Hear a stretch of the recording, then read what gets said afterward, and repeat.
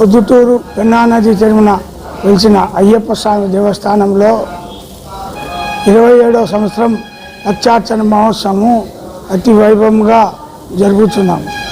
ఈ లక్షార్చన మహోత్సవంలో భక్తులు, పొద్దుటూరు ప్రజలు అందరూ వచ్చేసి పాల్గొని స్వామివారి అలంకారాలు చూసి స్వామివారి ప్రసాదం స్వీకరించవలసిందిగా కోరుచున్నాం. ఈ లక్షార్చన మహోత్సవం ఉదయం 6 గంటలకు గణపతి హోమము, సుబ్రహ్మణ్య స్వామి హోమము, వెంకటేశ్వర స్వామి హోమము, మహాలక్ష్మి హోమము, తదుపరి అయ్యప్ప స్వామి హోమము జరుగును.